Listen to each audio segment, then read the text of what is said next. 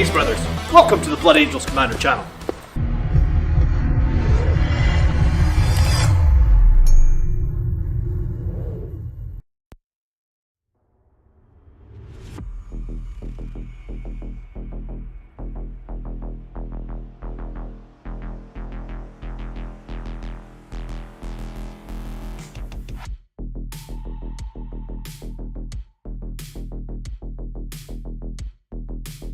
Hey, good evening guys. How is everybody tonight? Hope you're well. Nice to see some of you guys in here already. Cool. Maybe this light needs to just move a tiny bit so it isn't like washing out my entire camera. Give me a sec. Watch, the second I start streaming, this will be when my daughter wakes up.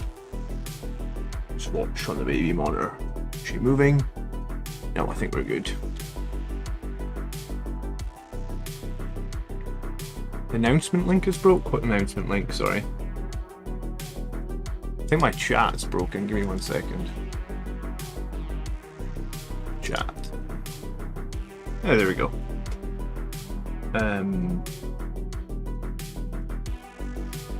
Oh right, yeah, no, I was recording a video of Warcraft earlier, and they put the stop streaming button right next to the stop streaming button is right next to the start recording button. My favorite game of all time, which is Warcraft 3, came out like 20 years ago. Finally, after about a million years, got the update. It came out super broken like 2 years ago, so it finally got updated. So I've been playing that a little bit. How's the Storm Speeder coming? It's not coming. It's off stream. It's not been coming. I did do a little bit of hobby off stream, but I very rarely get time for hobby off stream. I was doing a lot of dry brushing on these Sangre Guard wings, so I get 3 models left to dry brush the wings on, which I'm gonna start on tonight, and then I've got. I think I'm just gonna. I was painting Sangre Guard the other night. I'm not sure which dry brush to use. I try to make my own smaller dry brush by cutting the top off one of the GW dry brushes, because I thought it would be better for the Sangard wings. I can't decide if it is better. I was gonna say, are these Sangard? Are they gonna benefit from the smaller dry brush? You see how close the wings are to the arms. I mean, this one, maybe. We'll maybe just use the big dry brush though. That should be the announcement fixed in Discord. Do you think it's too mean that I'm taking 8 Custodes bikes and a shield captain on a bike? I mean, I don't think it's too mean. I think it's quite meta, I guess, right?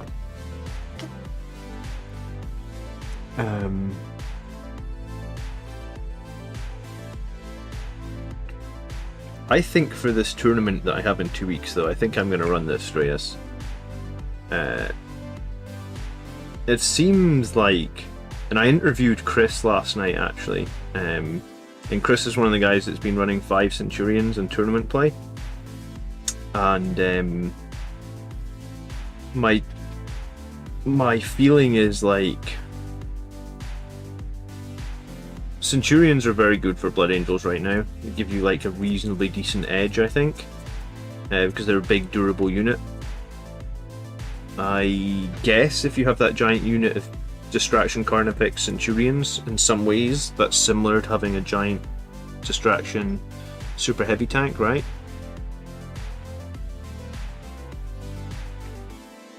I'm not sure. Yeah, I'm struggling with what's the best fire support. And I said to Chris, well, the interview will come out next week, so you guys will see it. But I was asking him like how he felt about like, hey, what happens if you fight into an enemy that has like 3 fight lasts, like the Eldar list that we fought this week, and didn't really have an answer for me. I mean, he said, like, he tried to avoid them, but I mean, it's not always that easy to just try and avoid them, right? Did the Strays get Armor of Contempt? Yeah. Does it count for the shield? Yeah. I don't see why it wouldn't not. There would need to be something specific that said it didn't count for the shield if it didn't count for the shield, right? So, the Strays is on 1-up save, 30 wounds. Highland Phoenix said it felt like a bit of a crutch, which I don't disagree with. Like, I feel like it is a bit of a crutch, but how you beat and fight on last enemies, fight last, fight on death. I think it's pretty difficult for Blood Angels, right? I mean, maybe you could do some like roadblock shenanigans, like you have a squad of Death Company or Assault Marines that you're just going to put in front of your other units. So they're essentially just, you know, you could use a squad of Death Company to prevent, let's say, like a cheap squad of Death Company to prevent like a more expensive squad from being charged, just by like putting them in front of them, and you know, we can fly over our own units, the enemies sometimes can't fly over, right? Or have both screen the Lord of War with the Centurions. I mean, I could run 3 Centurions. I could also run an Assault squad, I think, over my, rather than the Blade Guard Veteran squad that we saw run this week. Like just an Assault squad more designed to score points than necessarily kill stuff.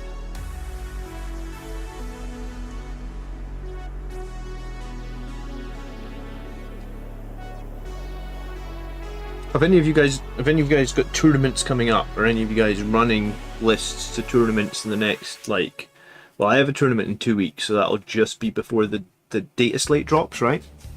Do I use any flyers? The only flyer I own is the Storm Raven, and no, I don't use it. I've never really bought flyers, I guess. I mean, I've had my Storm Raven for probably like 4 or 5 years, but I don't know any of the other flyers. And I mean, I think I'm going to do what Highland Phoenix has been saying, is to get a Gladiator tank. Like, I think that's the next thing on my list. It's either going to be a Gladiator tank or a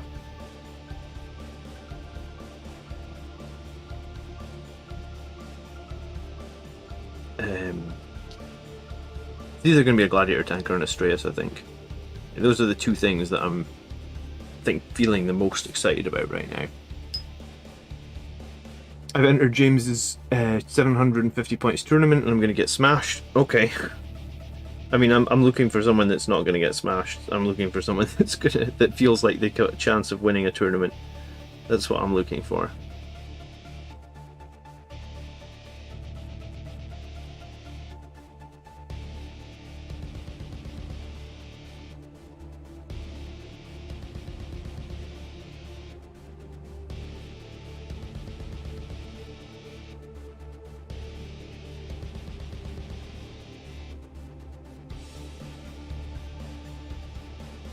Ridgecraft had a game last night against full mini Chaos Knight, less slots, 67 to 91, scored really well in secondaries, just couldn't score primaries. Yeah, I mean, you are playing against those Chaos Knights. The OBSEC really kills you, and the fact that all the Knights count for 5 models, you have to be really smart about, like, never leaving a Knight with like 1 wound, because you leave a Knight with 1 wound and it counts for 5 models and it screws you out of a bunch of primary points. Easier said than done, Ridge. I had to battle the Chaos Knights 2 or 3 times before I got my first victory against them, and even then it was really tough, because like you said, they can just the Knights are actually ridiculously fast. It seems to me a little silly that the Knights get to move as fast as our jump infantry, but I mean, that's the rules, I guess. So like, Knights can basically, if you can charge them, they can charge you. That's a way of looking at it, right? No, all Volkite Kratos. You know what, I don't actually dislike the Kratos tank. The one thing I don't like about the Kratos tank, Highland Phoenix, is because it's 18 wounds, it can never be obscured, right? And 18 wounds can be killed in one turn by certain armies. Like if the Tau have like, if you're fighting Tau and they get some railguns, you could lose the entire tank in one turn, right?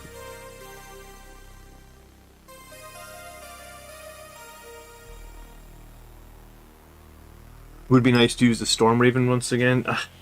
I mean, it would, but it's not survivable enough. I don't even, like, I know that maybe Armor of Contempt has helped it a little bit, but I don't think it's survivable enough. For the point, I know I think they dropped the points on it again, but like, I'm not sold on it.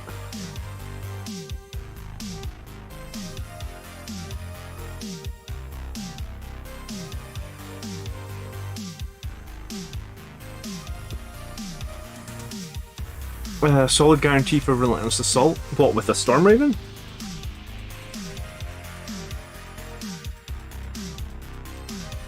I used it once in 9th edition and I won the game, but I felt like it was so lucky. Like, I felt like the Storm Raven didn't really contribute to me winning the game. Because, yeah, it just...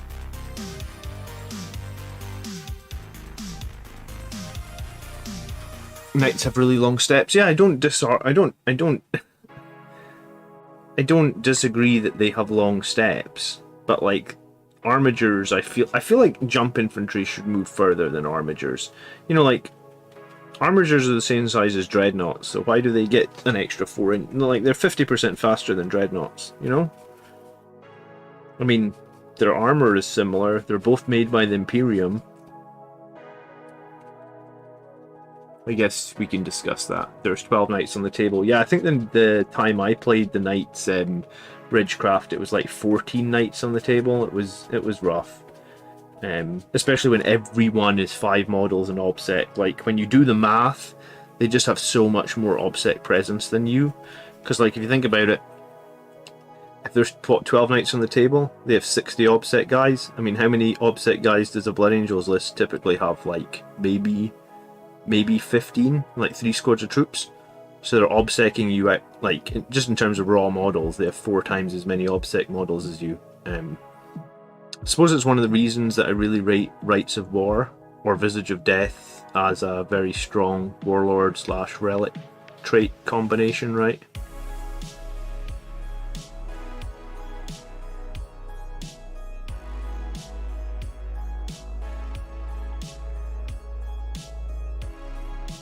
Hey Zachary, good evening. The Storm Strain is the unique Blood Angels unit, grumble grumble. I mean, it used to be. The Legacy says the more angels. Good evening, Legacy, and good evening, Daniel. How you doing? Let me know what you're working on tonight in chat if you are doing some hobby.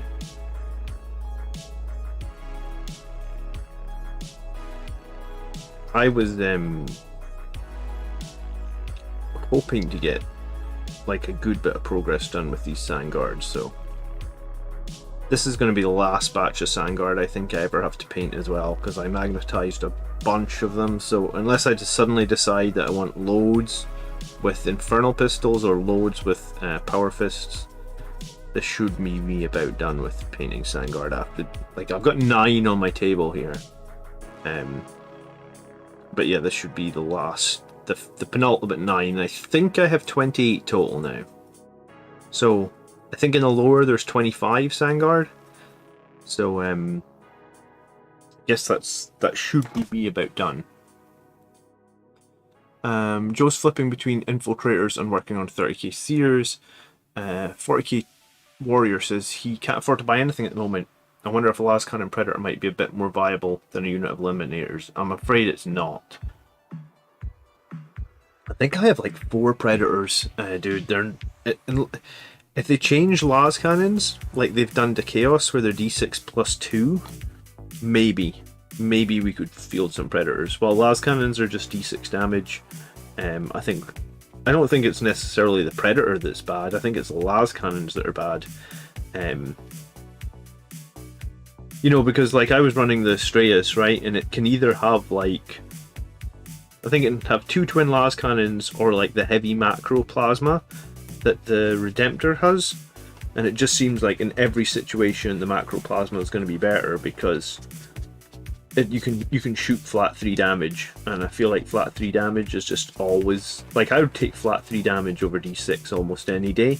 So the fact you can get 3 times as many shots just seems like a lot better, right? Hey, good evening DTM, how you doing? I realise so you have finally, even though you've been on here forever, DTM, like you must have been a channel subscriber for like 2 years, you finally decided to take the plunge and become a Blood Angel, or make a Blood Angels list, so that's awesome. Did something change, or it was always your plan to do it, you just never had got round to it?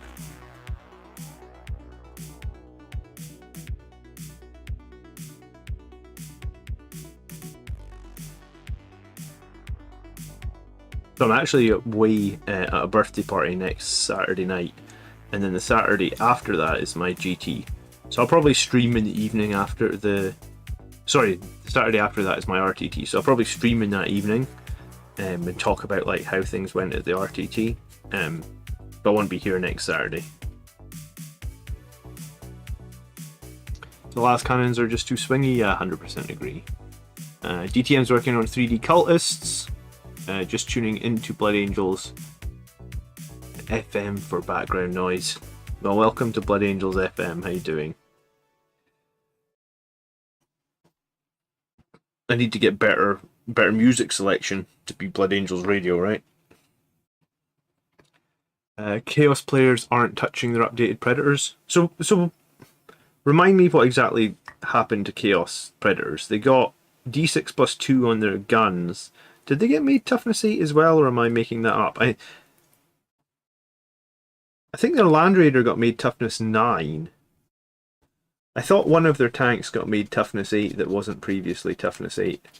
I know their Vindicator got like D3 plus 3 rather than flat 6 or rather than D6 for its number of shots, which I think is a brilliant upgrade.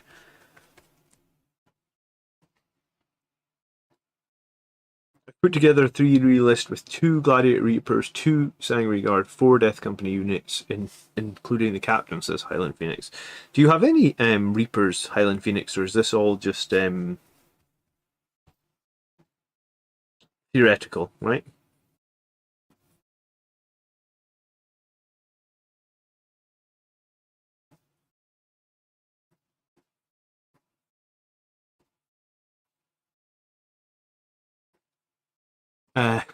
Okay, I'm glad someone likes some music. Speaking of music, let me restart my playlist.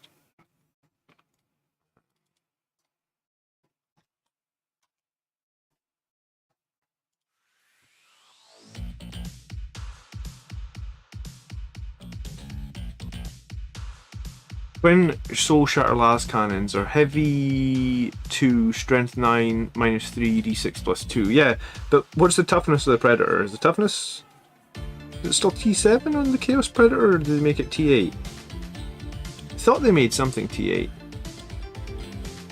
Stan says new to 40k, casting about for a faction to focus on Orcs, Bugs, Templars, Blood Angels. Love your channel. Hey Stan, thank you so much for tuning in. Welcome to 40k. It's a great hobby to get into. Obviously here we do Blood Angel stuff every week, so we're very biased, but you know, there's a lot of good factions out there. One thing about Marines, I suppose, is if you do pick on you do pick a faction of Marines, you don't have to stick with one faction all the time, right? Like I played my Blood Angels as Black Templars earlier in the year. I just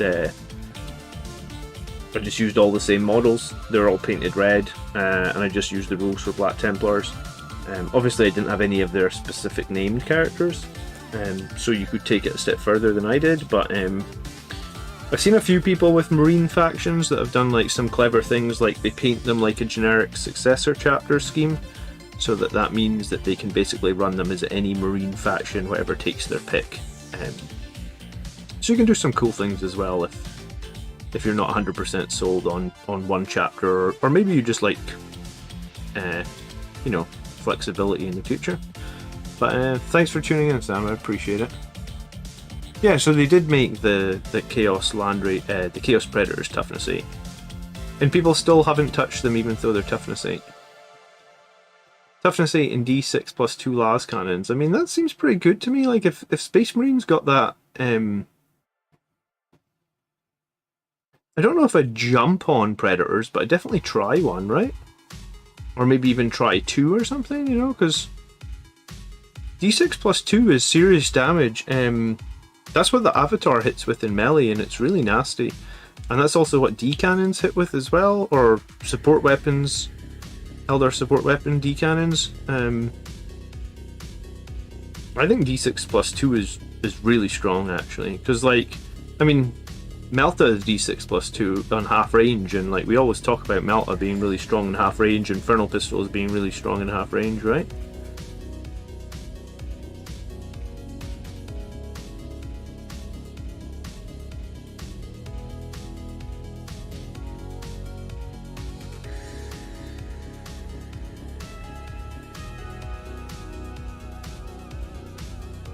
A dirty wizard is sorting through his 40k stuff tonight. I have about 5k points of unpainted Space Marines all over the house. My friend just recently got in 40k, so I gifted him 1500 points of Necrons. You know what? I gave away 3 of my armies as well, dirty wizard. Sometimes it can just be too much, and sometimes if you give stuff away like that, other people will be like, yeah, do you know what? I've got too much as well, and then they will give you what they have of your army. So yeah, I traded like with Brett. I gave him like loads of orcs, and he gave me back loads of bits of Space Marines and stuff. So I got...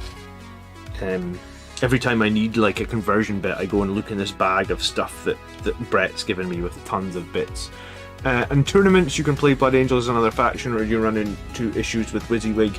If you paint them specifically as Blood Angels at Games Workshop events, so just events run by Games Workshop, they will be picky about that. But I mean, I don't go to any Games Workshop events. I'd like to at some point. So what you want to do, if you're going to run Games Workshop events, and let's be face it, Games Workshop don't do that many events outside Warhammer World, really. You want to paint them like, I guess, not specific, like make up your own custom chapter, but then you're fine to run them as like a name chapter at an event if you've painted them custom.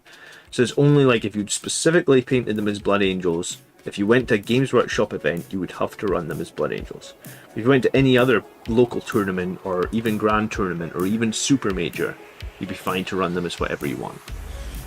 So the stipulation by Games Workshop is a bit weird, and the one other caveat is if you are going to Games Workshop only events, or Games Workshop events, is you're not allowed any 3D printed stuff at Games Workshop events. So if you're getting 3D printed stuff, then you just have to be aware that that's also not allowed. But like, so I bought like a bunch of Vanguard veterans, and I bought Storm Shields for them on eBay, because Storm Shields, well, like, I bought third-party Storm Shields, that's what I'm trying to say, because regular Storm Shields are like £2 or £3 per Storm Shield, and I needed 10 of them, and I was like, I'm not spending like £30 on Storm Shields. So I bought third-party Storm Shields, and that was before they updated their official Games Workshop rules, where it's like, if you want to go to the events, you have to have no 3D or third-party stuff. So I mean, take it if you want, I guess. I would like to go to a Games Workshop event at some point, but like, it's not hugely important to me, I guess. If you go Black Templars, be ready for pain. If you're new to painting, I still can't paint white properly. I mean, white, it's not that you can't paint white properly, it's just finding a good white that will go over other paints that doesn't need 8 different coats is the problem, right? Like, even these top little bits on these Sangre Guard, like these tiny little bits, I usually end up with like 3 or 4 coats of white paint on them. It's you know, they always talk about like 2 thin coats with the white paint. Even if you have a better paint than Games Workshop, which I do, I found this paint on Amazon, which is way better than the Games Workshop one. Even if you have a good white paint, you still have to do like loads of coats of it. So it's probably not that you can't paint white. It's probably just, it's difficult to find a white with really good coverage. Douglas played a game against Abaddon today. trying out Fury Lost, learnt a lot, but the secondaries seem really easy to score 9+ victory points. Sadly, I got a small brain and just want to charge all in turn 1 and 2. Well, yeah, don't try and do that, Douglas, I guess. Blood Angels do a lot more damage when we've got Assault Doctrine up as well, right? So, if you are wanting to be aggressive very early, that's why I think the Sanguinary Priest can be a really important part of a list, and also the Blood Chalice stratagem and just the Blood Chalice to put 2 units in Assault Doctrine. I was trying to think what it's called. I think it's just called Blood Chalice. Ben says, great channel, really enjoyed you guys' content. I'm Blood Angels 30k, just top 10k points. Sadly never got back into playing, but only got back into the hobby 8 months ago. Do you play 30k as well as 40k? I haven't yet. I haven't bought the 30k starter set. I have a very, very large backlog of stuff I've been trying to get finished for, I guess, since I started the channel, so probably 2 and a bit years ago. And I do want to buy that starter box, but I've been trying to not buy stuff that's just going to sit in the pile and like has no ETA on it, because like if you look behind me in this room, there's so many boxes of models back there. They're not even all Warhammer models. There's Star Wars. I've got 3 Star Wars Legion armies, arguably even 4. I've got Star Wars Imperial Assault. I've got Hero Quest. I've got a couple of D&D games. I've got an Aliens board game, One Glorious Day in the Core. Like, I get so many models back there that need done. So I've been trying desperately to just not buy stuff until the backlog is quite a bit smaller, if that makes sense. Can you use a Sanguinary Ancient as a Sanguinary Priest? You probably could, as long as you told your opponent it was very clear. I'm the only person who gets Corax White to work well, says Turkey. Yeah, you are. You are. Nobody else has ever said good things about Corax White in any stream that I've ever done. Actually, I lie. Somebody else said it wasn't a big problem. Oh god, I hate Corax White. I think it's terrible.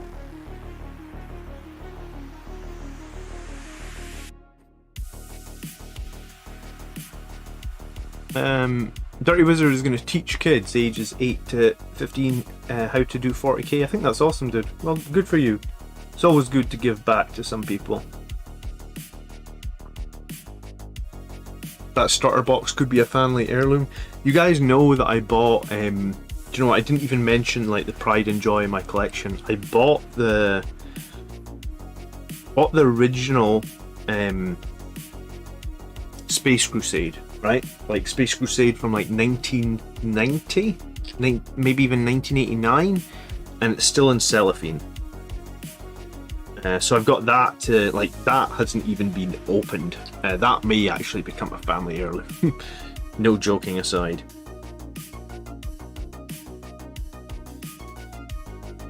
So yeah, I like the look of that new box, the Horus Heresy box. I think it's good value for money. I really want Relic Terminators because they're like the one Terminators that I don't own. I've got a bunch of Assault Terminators. I've even got the very, very old Rogue Trader Terminators. You know, the ones that were like on 25mm bases that were before. They're basically like first edition Terminators, like not even second edition. So they're like I don't know how old those models are, but yeah, I've even got those first edition Terminators. I've got 10 of them. But even as much as I like the look of those new Relic Terminators, which I actually think are really competitively priced, like the prices of the new Horus Heresy stuff is really decent. It's like half the price of like some of the stuff that we've had to buy before. So the price is great. I just don't know when I'm gonna get to them. So, like, there's no doubt in my mind I will buy Horus Heresy stuff at some point. Like, it's definitely gonna happen. I just don't know when right now. I'm gonna try and finish up a bunch of stuff. Or maybe if I don't get enough stuff finished, I'll just commission. I'll get, like, I used to have a pretty good commission painter. Mike, who sometimes hangs out in this channel as well, is sometimes does painting commissions. So maybe I'll search for someone to do me a painting commission for the 30k box. But I'm a ways away from that at the moment.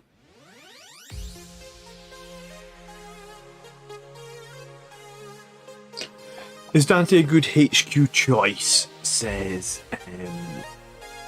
Barabbas. I just watched your 1,000-point list with the bike captain. I'm thinking of getting into collecting Blood Angels. I think Dante is a good choice. I don't personally love him. I prefer my characters to be more survivable than Dante is, but Dante does have some advantages, as in you start with more command points, you can use some stratagems for free. He has a jump pack, so he synergizes well with our other jump units, and you don't really need to spend any CP on him either to make him good. In fact, he's going to save you CP. So yeah, I mean, is Dante a good character? I think so. Will you see him in too many of my lists? Probably not, but that doesn't mean top Blood Angels players are typically taking Dante. They're typically taking him to tournaments. It just doesn't vibe with me, and I guess this is what I was saying the other night to Highland Phoenix. I was like, maybe, you know, there's different ways to play an army, and maybe the way I play my army just doesn't really vibe with Dante.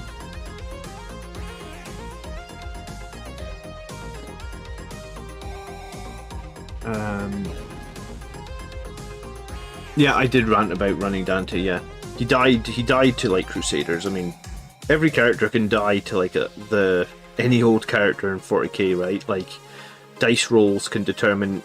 Dice rolls on anyone can kill anyone, but yeah, I just think that I find my captain on a bike more reliable. But I mean, like I said, it's a playstyle choice. I ran Dante 2 or 3 weeks in a row. I thought he was okay. In some games he performed well, but sometimes he just died. So my thought is, like, so if anyone asks for advice on Dante, I'd say, yeah, if you want a strong HQ that can buff Blood Angels and keep up with them and save you on CP, yeah, he does all those things. He does all those things well. Do you want someone that's super survivable and tanky? Well, then that's not Dante. And I guess I like my characters to be survivable. New painting competition. Every follower send John a painted Blood Angels 30k model for him to judge. I was going to say, if you guys all send me a Blood Angels model, I'll be opening post for like a month. Wolfton asks, what is a good model for converting for a Dante convert? I'd say it's, I would guess some people did it with like Age of Sigmar models. Oh shit, I didn't even mention, yeah, I've got 2 Age of Sigmar armies as well. Like, I'm at the point now where, like, I'm 90% sure I'm never playing Age of Sigmar. But I've got like 1,500 points of models, all brand new on the sprue as well. So if we talk about like why I haven't bought anything for the Horus Heresy, yeah, I've bought a lot of stuff that sits in boxes, I guess. I've seen some people do conversions from the Sigmar Marines. What are they called again?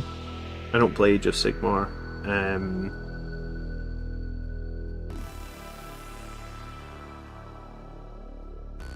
Oh, I can't even think what they're called.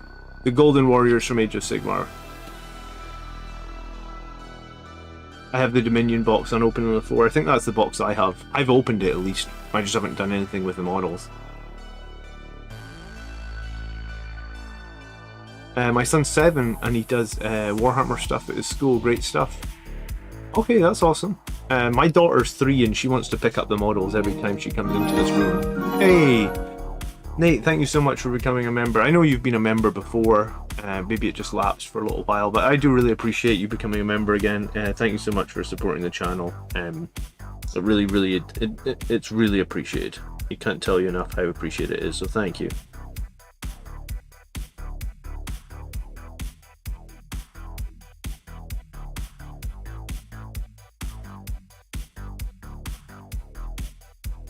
Custom Chapter Master with Angel's Artificer is toughness 5 and a 2-up.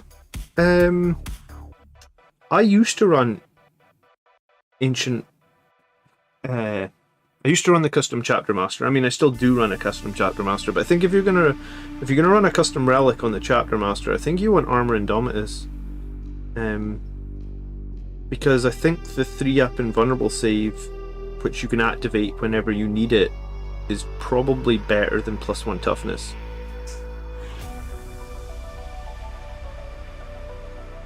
For example, I didn't do it, but just this week or just last week, Andrew had to make 10 3-up saves against me and he passed every single one. So it shows you that, like, there's your value in a 3-up save. You know, like if a knight decides to jump on one of your characters, for example, and you think, oh crap, how am I going to survive against this knight? Well, apparently with Armor Indomitus, sometimes you can roll 10 3-up saves in a row. Like, doesn't happen often, but you know, it can happen, and I think that's why I like my custom characters, or my custom Chapter Master, because you pair that with Gift of Foresight and you could reroll one of those saves as well, every turn. Stormcast Eternal, thank you. Can't believe I didn't remember that. Yes, Stormcast Eternals, that's what I've got. I've got like 3 or 4 boxes of them.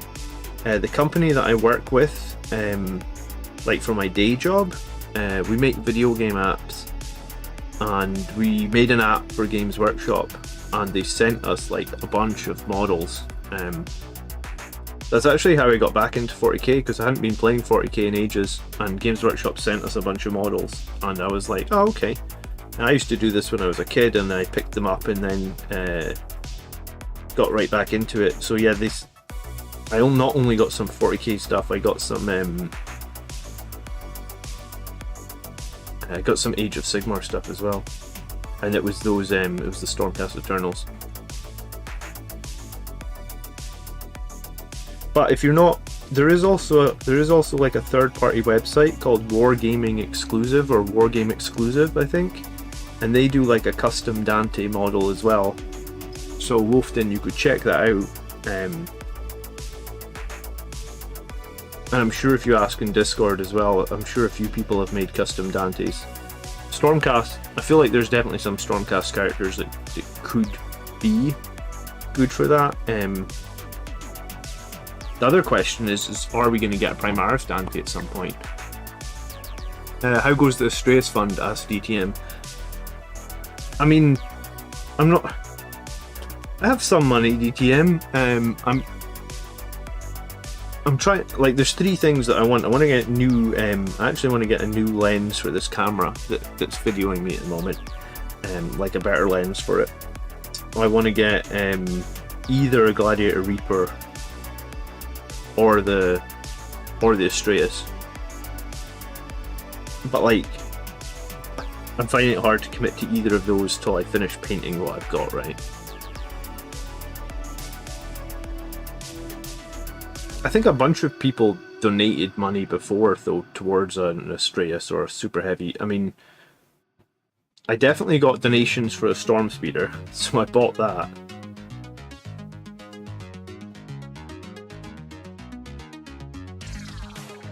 I mean, I think it's likely I'll get an Astraeus. Like, I was gonna say maybe this Christmas holiday. This Christmas holiday, like, I get a lot of time to myself. I'm off work for 2 weeks. If not Christmas holiday, maybe like another year.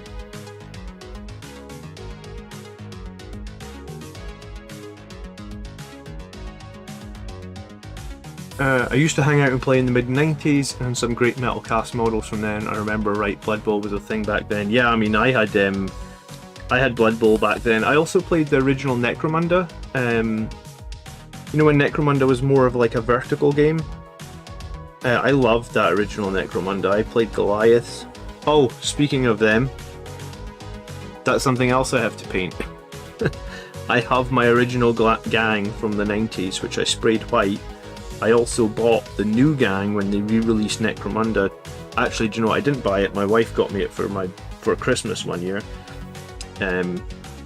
Like the Goliaths the box that came out, like the re-release that had the Goliaths in it, so I have that as well. So yeah, not only do I have like a ridiculous amount, probably like £1,000 of 40k stuff to paint, probably have like £1,000 of other models to paint as well. So that's literally the only reason that I haven't bought the Horus Heresy box, because I mean it's like $150. I've got that in my account I could use for Warhammer. The Reaper is actually fun. Rolling 44 dice from one model is all kinds of satisfying. I don't know, is the Reaper, have you been running the Reaper a lot? Is it worth it, DTM? My wish list for new things, says Miguel, is Seth, Dante, Astrath to go Primaris, and then given our centerpiece, the Avatars Sanguinius. I've heard the rumor, like, I mean, what's the rumor at the moment? It's like that we're gonna get some form of Primarch. A lot of the Primarchs are returning. I don't know. I think Seth will become Primaris. And I think that might happen sooner rather than later, just because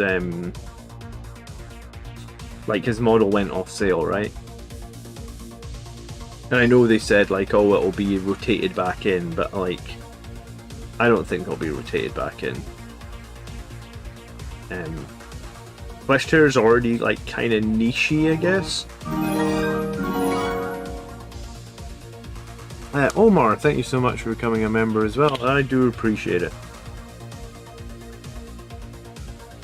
Yeah, new member, Omar. Appreciate it, brother. Thank you so much. If you are just becoming a member the first time, or if you get a gifted sub, because that is something that happens now on YouTube, then make sure you connect your Discord account to YouTube. So you go into like Discord and you click on, I believe it's settings, and then there's a button called connections. And if you connect up your Discord account, then you get access to our members room in Discord, which is cool. Tony's poll on the Grotz channel was pretty damning. I haven't seen Tony's poll. I guess I didn't. It didn't. Was that today? Did it pop up today? What was he saying? Were people wanting some sort of return, or people not wanting it? I think that's that's a difficult question to ask, because if you ask people, you'll get as many people that are not Blood Angels fans as Blood Angels fans voting on it, right? And some people are like adamant, you know, like Sanguinius is dead, he can never come back, which I think is fine. But like, if every other chapter is going to get like a Primarch or some sort of big centerpiece character, then like, why can we not have a big centerpiece character? It doesn't have to be a Primarch, right? Maybe we could get that big flying dread from the Horus Heresy.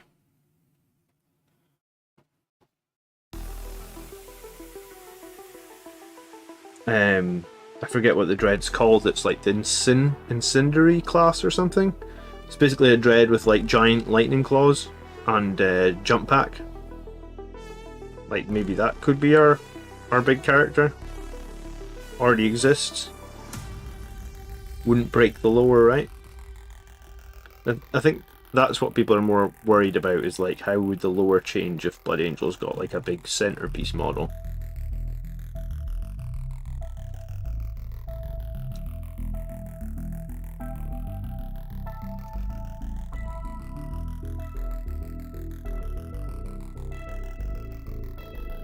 They can't bring back Sanguinius.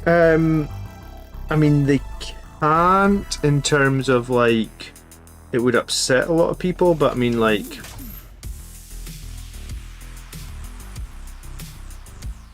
think Gilliman was like dead, right? Or Gilliman wasn't dead. He was in stasis, but he was almost dead. I mean, it's their universe.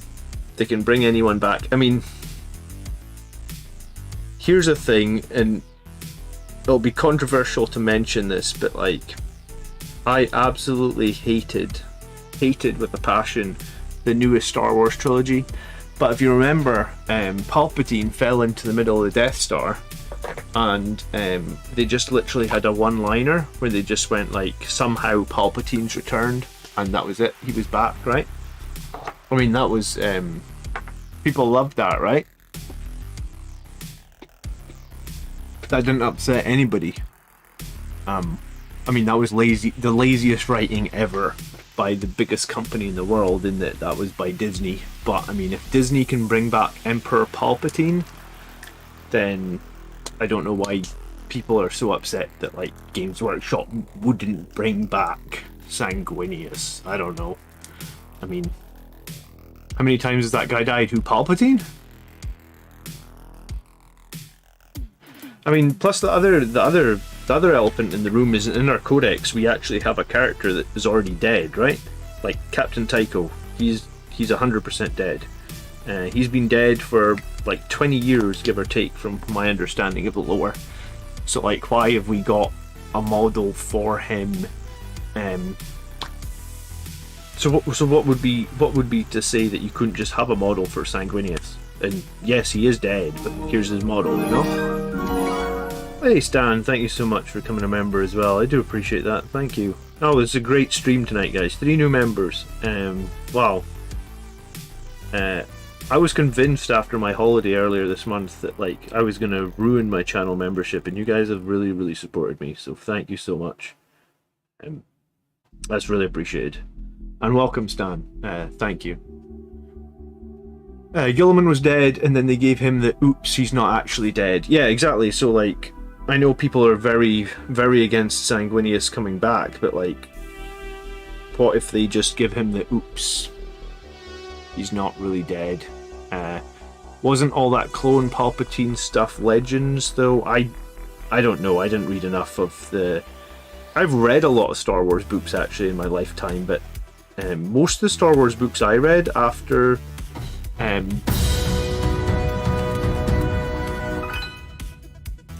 The underscore dirty underscore wizard donated £4.49 via super chat. Promaris Dante with Spear of Tolesto. Okay, so that's one option. It's what Dirty Wizard said, and thank you so much for the $4.99. Thank you. He's basically saying we could get a Primaris Dante, or I guess we could get another Primaris character because we only have had Mephiston so far, and we could give him one of Sanguinius's weapons. The Spear of Tolestero, I believe, was one of his 2 weapons because he had like the Blading Carmine, right? And then he had, or maybe his blade was called something different. But he definitely had 2 weapons, right? And the spear was one of his options. I don't own the Horus Heresy model of Sanguinius. I'll probably get it at some point, but I don't actually own it myself yet. Dirty Wizard, thank you so much. 8, 9, and 7, 8, 9 are not movies to me. Yeah, 7, 8, 9 of Star Wars, I think they're just best ignored. Pretend they never happened. I'll probably never watch them again, so hopefully one day I've forgotten them. Do you know what? I'll maybe have to watch them with my kid one day, but until then, I'll just pretend they never happened. Should I get the Blood Angels Terminators or the regular ones? Asks Bloody Angels Battles. So, I mean, I think the Blood Angels ones will cost you like a few bucks more, like maybe $5 more, dude, but you get like a whole extra sprue that has basically, if I remember correctly, you get shoulder pads that are unique, right? You can't get those shoulder pads in any other box or anything like that. Like, there's no other way to get those shoulder pads. They used to sell Blood Angels Terminator shoulder pads on Forge World, where you could just buy 10 of them, but they don't anymore. So if you've got the extra money that it costs, I would get the Blood Angels Terminator ones, because you can just make them look more... They just have more character than the generic ones, I guess. And like I said, if you changed your mind later, there'd be no other way to do it. And if you want to do like some sort of conversion, it also opens the door for that. Let me show you this real quick.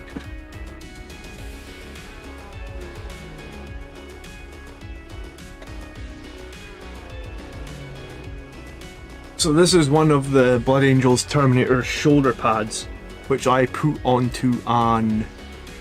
this is a Blade Guard veteran, and this is an easy to build one from the Indomitus box, but I like hacked off it.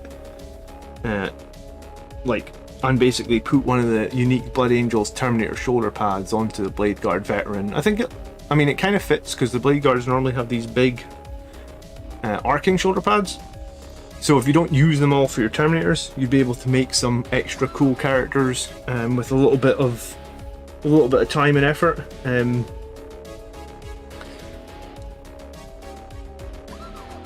Jim says Sanguinus' body is on Baal. The Sanguiner is basically a shard of Sanguinary, and now Mephiston has the dark half, so who's to say they couldn't reunite his shards with the body?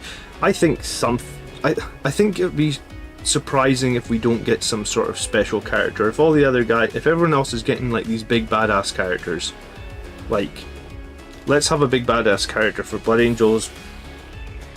Probably better if it is some sort of version of the Sanguiner and it doesn't upset too many people in the lore, so that would probably be my preferred way of them doing it. But who knows, right? Like, I don't have any inside information. All I know is that, like, we have a lot of followers on this channel now, right? Like, over 10,000. It's actually creeping towards 11,000. So there's a lot of Blood Angels fans around the world. I mean, even if you say like 20% of my followers aren't Blood Angels fans and they're just people that follow because they like the battle reports or something, you know? You're still talking like 8,000 to 9,000 Blood Angels fans. If they put out like a really big model and they know that many people are going to buy it, like, it's a lot of money right there. Like, it seems strange that they would just ignore the fact that, like, a lot of us would like some sort of big character. The Blood Angels Assault Squad is completely different. Newer set of sprues. It costs the same in the US as the regular Terminators. Oh, I thought you were comparing them against the... I thought you was comparing them against the Terminator Assault Squad. Because there is a Terminator Assault Squad which is just the same, right? Like Thunderhammer's Lightning Claws. Because that's what you get in the Blood Angels one, right? But yeah, no, I have one squad of Blood Angels Terminators, maybe two actually, and I'm definitely happy that I spent the extra money to get the Blood Angels variant.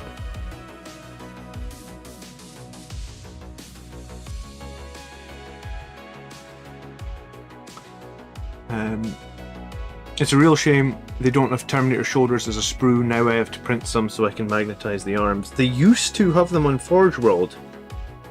Not even that long ago, so like, you know how sometimes Forge World do made to order stuff now, so maybe it's worth just keeping an eye out. Like, maybe they'll come back on made to order, but at this point they've been out of stock on Forge World for like I would say maybe even 3 years. Like it's been a long time. If someone thinks it's less than 3 years, please tell me in the chat. But yeah, I think that the Blood Angel shoulder pads they used to have in Forge World were for Terminators was brilliant. And the only thing I didn't like is I only bought one set. I wished that they still had them. I would have definitely bought another set. Abaddon is not a Primarch and he's still on that level, and he's a fancy big sculpt. Yeah, do you know what? That's very true. And Dante is literally the oldest living Space Marine, and in the book, I think it was Devastation of Baal, Gilliman said to Dante that, like, Dante, you shouldn't kneel to me because, like, you're on my level, right? Like, you don't need to kneel to me, you're my brother, etc., something like that. So Dante is by all standards a badass. So could Dante just... He was dying anyway. Oh, spoiler if you haven't read the last couple of books. But yeah, I mean, he's like 10,000 years old or something. He's dying anyway, so he's going to need to either die or go Primaris. I prefer to see him go Primaris and then get a nice big sculpt, like you said, S3N1X. Up to 20%, boys. Yeah. Okay. Well, DTM, I finally converted you to start building Blood Angels, though, right? Because you submitted an army list the other night, so you're like one of us now. You can't get away from it. It's only a matter of time.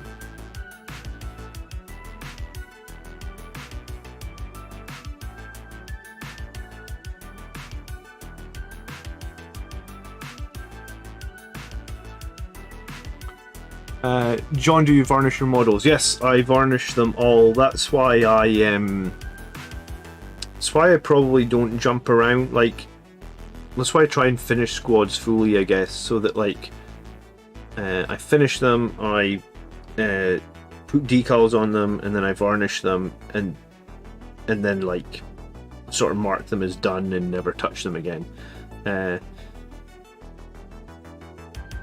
Your fingers have like oils in them just on an everyday day-to-day basis, where like every time you touch your models, a tiny little bit of that like oils in your finger is going to come off onto the model. So I'm sure you've noticed it when you're painting your models, because I don't always use the painting handles, right? Like I have a painting handle here, and sometimes I use it, but not usually.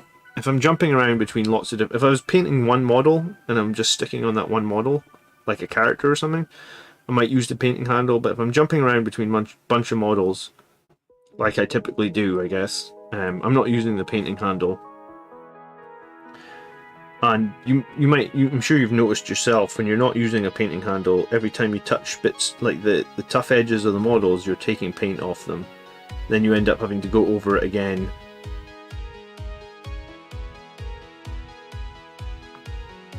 So yeah, I 100% varnish them when I'm happy, I guess.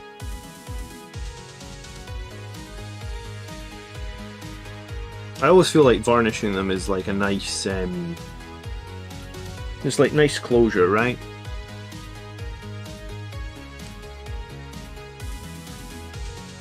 I've got these Forge World Termi pads. They're brilliant. Got them like 10 years ago on a sale in my local games friendly gaming store, but haven't seen them since. Yeah, exactly. So the Space Marine, the Blood Angels Terminators shoulder pads have been out of stock now on Forge World for years, I think, at this point.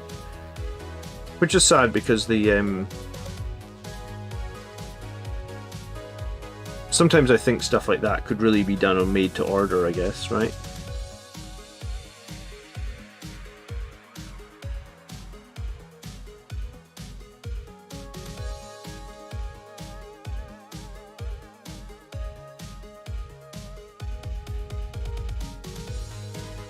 The head looks dope. Where did you get it? I bought the Deathwatch brew. I bought like just like a start collecting Deathwatch sprue. This is a Deathwatch shoulder pad on this guy. One of my other ones has a Deathwatch sword on him, and this is a Deathwatch head. The idea being that there's nothing to say. It was probably inspired a little bit by the TV show Angels of Death. Like there's nothing to say that because in Angels of Death there was a Blood Angel that was wandering around with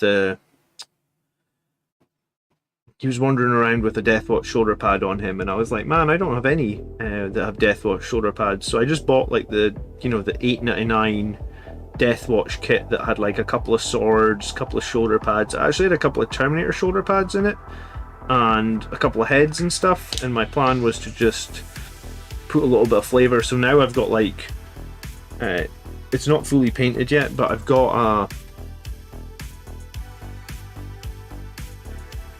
a Deathwatch model in my Death Company, and obviously this is going to be a Deathwatch model in my Sandguard.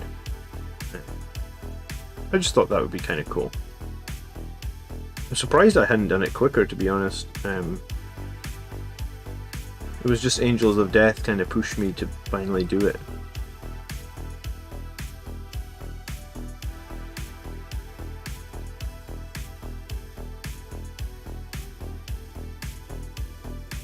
Tallman Mini says it's always good to gloss varnish, let it cure for 2 hours, then apply matte or whatever you prefer. The gloss forms a nice hard shell that protects really well. I don't know if I know that much about varnishing Tallman Minis. I welcome to the channel, by the way. I know Tallman Mini sometimes does painting tutorials. I think he's got a channel. I've definitely watched a couple of videos, so maybe if anyone has time at some point they could check him out. But my varnishing, I usually do the clear coat that Citadel sell.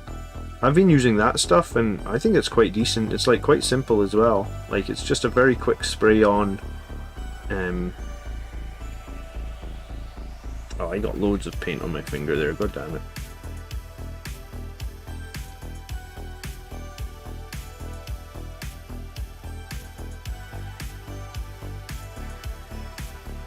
Oh, my finger must... I don't know how I got my paint in the finger.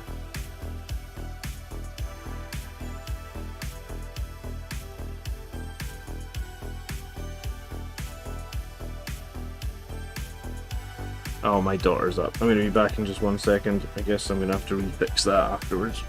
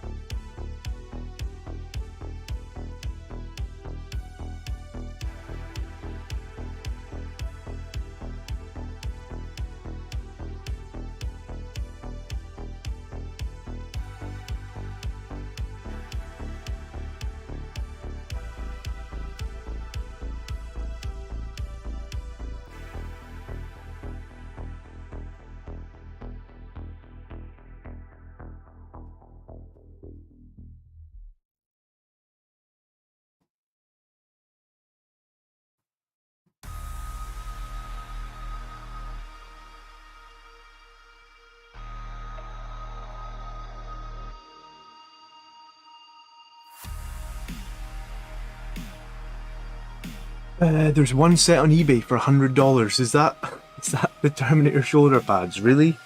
$100 for one set? I know that I was saying to Mark the other day that they have what's ridiculous. It's like the it's the soft back, like, so not even the hard back, just the soft back version of Devastation of Baal, which costs like which new would have cost $8.99, and the only copy available online, there's like one on Amazon for like £70, and there's one on eBay for like £100. I was like, there's got to be a better way for Games Workshop to do some of these limited edition books, or not even limited edition, like that one's not even limited edition, like. But yeah, some of the scalping on the Warhammer books is just disgusting. I was kind of thinking about doing a video on it, but I didn't want to upset Games Workshop. I felt like I would be... I don't know how to make a video on it without being super negative.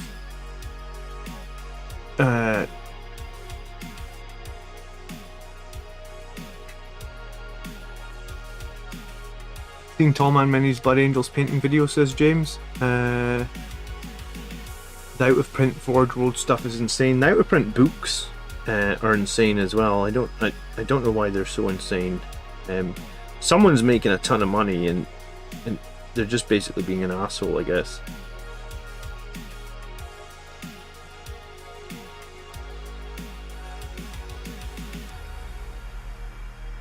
I guess it's supply and demand. It's the same as the stupid gas prices going on at the world. If there's not enough to go around, then people can charge whatever they want.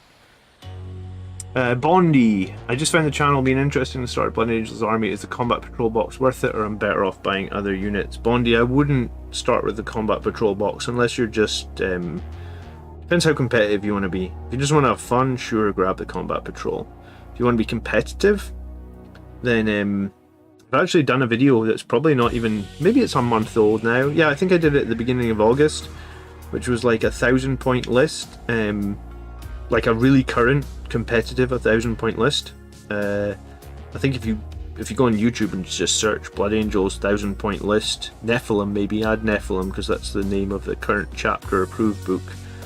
It's probably going to be the number one list. It's probably going to be the number one video. That's where I'd start.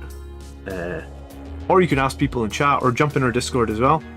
Prime Hurt just says, I saw a capture thing temporarily appear on GW's site a few weeks back. Assumed they were going to use it to fight scalpers. I've seen that capture thing before, actually. I think that they use it when their site's getting really high traffic. But yeah, it would make sense for them to use it to fight the scalpers, wouldn't it? But I mean, how do they know who's a scalper and who's not a scalper? I think that must be the problem. Because they do limit it, so you can only purchase like one they don't let you add 10 of the same book to your cart, right, on those limited edition book launches, but like, I've seen some of them on eBay where people obviously manage to get a bunch of them, and then they're selling, because it'll say like 10 to sell or whatever, so like people do manage to get hold of a bunch of the books at once.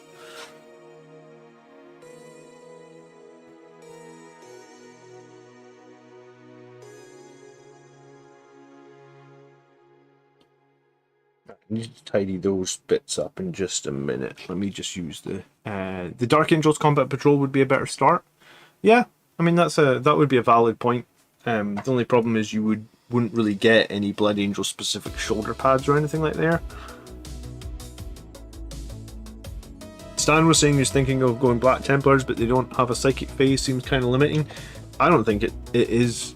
Stan, they have some amazing litanies, and they have more litanies than like the other Space Marine chapters. Like they have multiple choices of litanies that probably makes up for psychic, and Black Templars have some amazing stratagems as well. Like when I was going over their stratagems, I was like so jealous as a Blood Angels player, because I was like, wow, these guys have got some crazy good strats.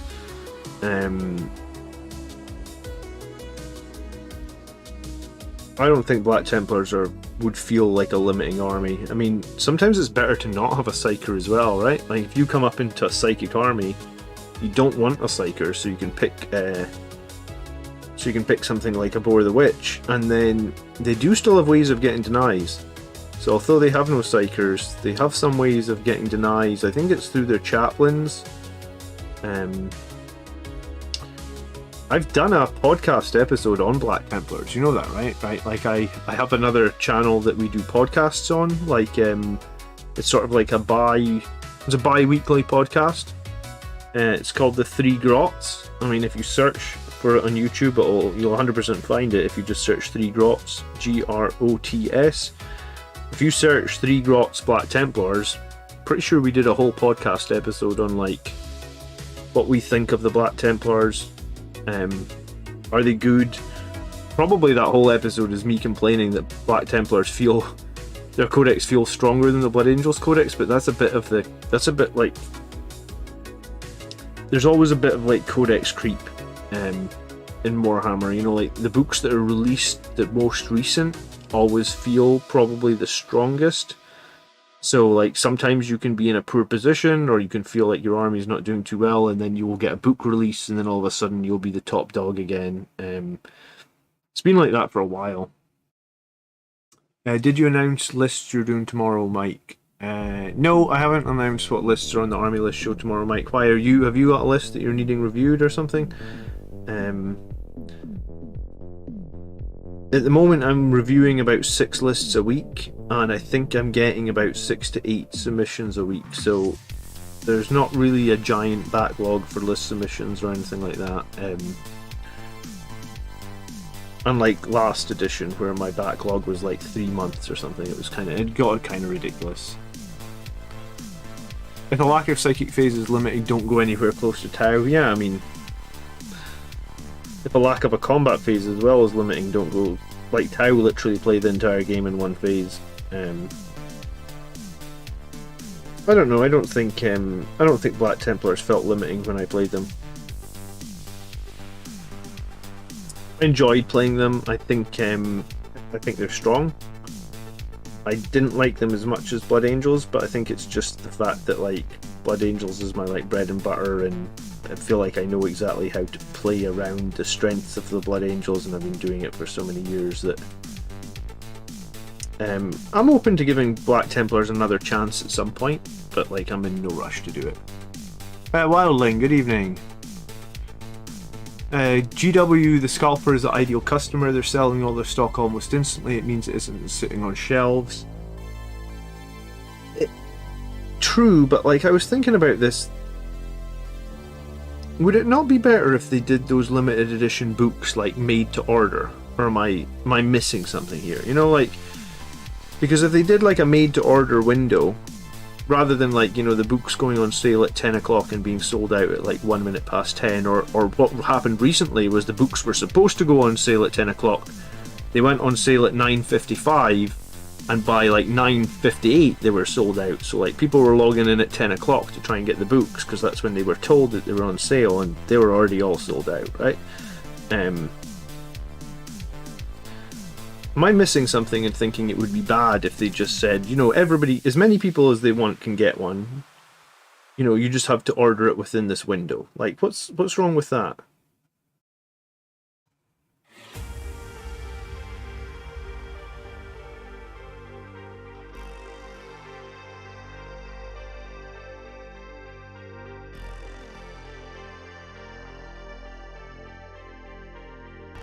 John Turner, evening, just back from work, had a great win against Necrons yesterday, 5-death company, killed the Silent King. Oh, that's nice. How'd they kill him? Which turn did you get him in? If you guys enjoy tonight's stream as well, please always hit the like button on any of my videos if you can. I don't often remember to say it, but it does help a lot if you're willing to smash that like button, right? 5 Infernal Pistols, 5 Power Fists. Mike, saw 5 Centurion Blood Angels list to 2 Oregon Nids at Nova today. Very disappointing. John's advice about not changing list to something you haven't practiced was very visible there. Oh, right, okay. Yeah, I mean,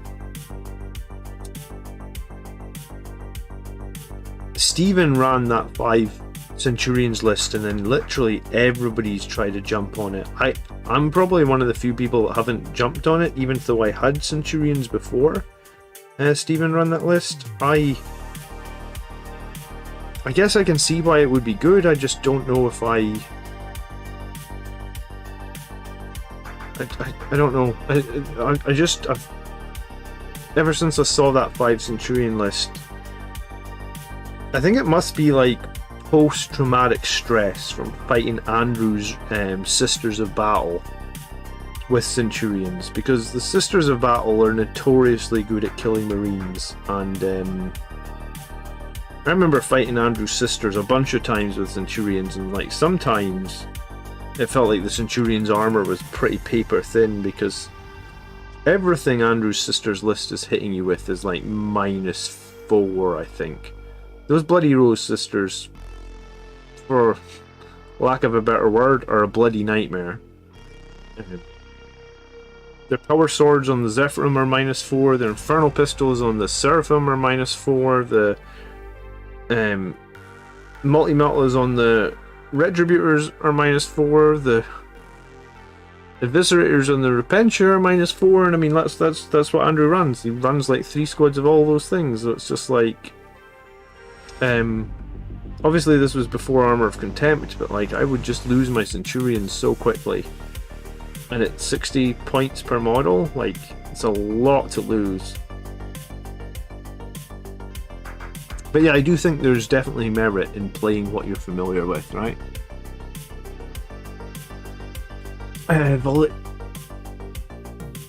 FOMO. What does FOMO mean, Valerian? Someone said this the other night. I'm drawing a blank. It's late here. It's 11:15 actually. Did you see what I mentioned? I'm getting Sam on the channel, John. I think next Tuesday. I think I've arranged a date with Sam. We haven't spoken in a couple of weeks, and if he has won an event recently, then that's my bad, because I thought he finished 3rd at an event. Like I said, I haven't spoken to him. I was on vacation and he was telling me that he was going to the WTC, and we spoke a little bit probably at the beginning of August, but like as I say, I was going on vacation. He was planning or practicing for the WTC, something like that, and so we didn't speak again since then, but I think he's going to come on the channel in the next couple of weeks, because I do like getting like Blood Angels players on the channel that are performing really well in tournaments. Well, one, because I feel like we can learn from them, and 2, I mean, people always want to see the top lists, so those videos, getting the people, fear of missing out, that's what it is, fear of missing out, yeah. I hate those fear of missing out boxes or pre-orders, yeah. That's why I'm really glad that the Horus Heresy box hasn't done that. you know, I'm like I've said a bunch of times, I'm going to get the Horus Heresy box, but I haven't had to buy it and add it to my pile of crap because I felt like it would be a pressure, which is better.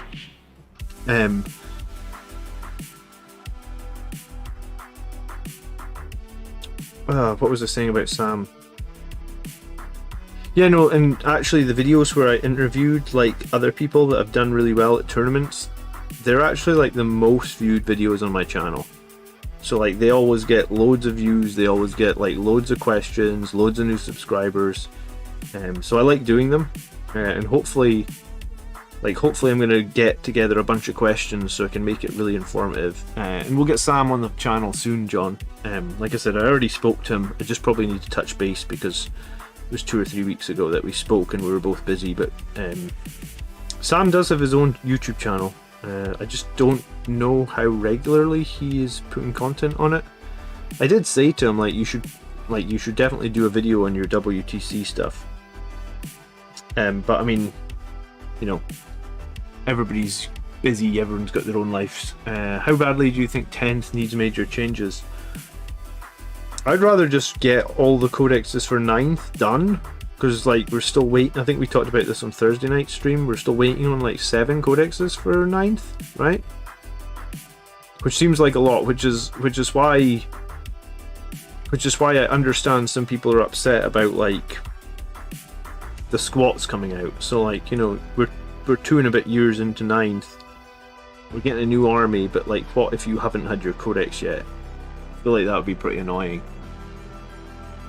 Do they actually print their own books? I think they outsource the books, because I'm pretty sure if you read the first few pages of the books, they usually say made in China, but like designed and printed, or designed in... Am I right? Am I wrong there?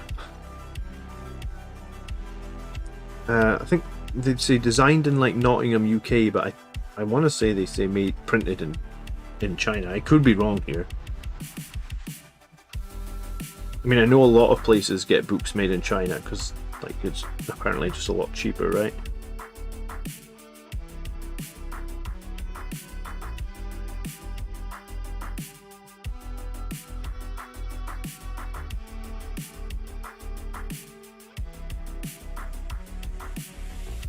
You should watch Sam's Gen Con final video, was a ripper.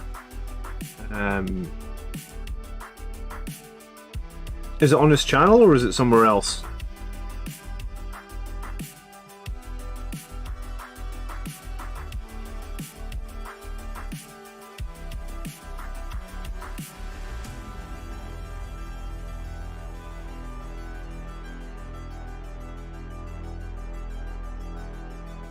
I was going to say Baldermort was in here last night for a little while, but I was saying to him like the pain of being a YouTube creator is that you end up spending most of your time creating and less time watching.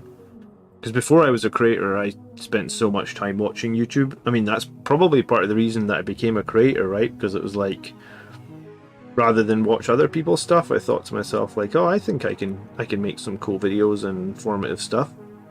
But yeah, like quite often I end up creating and not watching stuff anymore.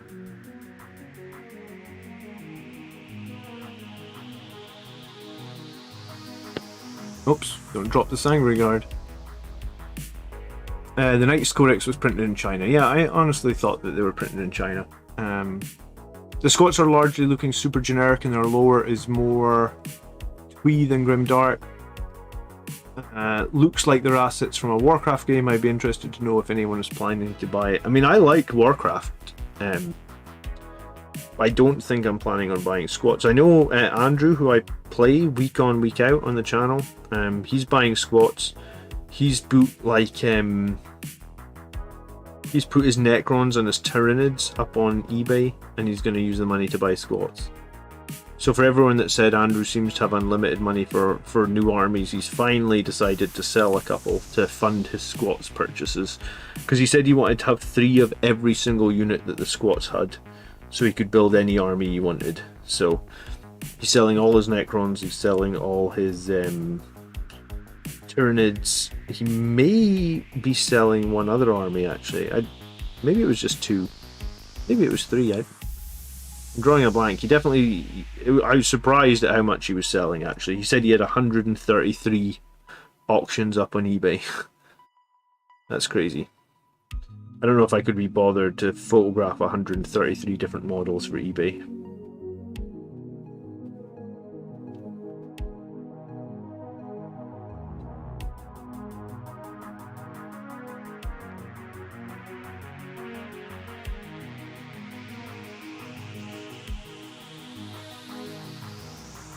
It's on Frontline Gaming? Okay, then maybe I need to try and find some time to check that out before we get them on the channel. It'll be 50-50 if I get time though, because kids, man. Kids, they're the greatest thing you'll ever do, but they literally leave you no time for anything.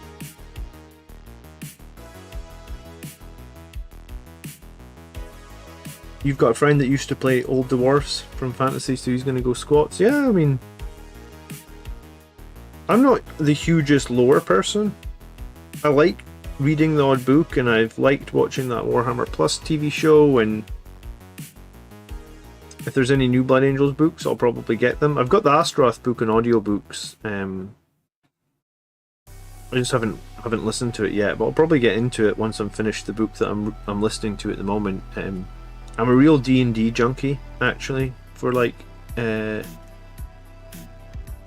for audiobooks. Like, I listen to a lot of D&D books, so when I'm in the middle of one right now, when I finish it, I'll probably listen to Astaroth. So I like the books, but like I'm not sure some people are saying like, oh, the squats lore is generic or whatnot. Like, I guess it doesn't bother me that much.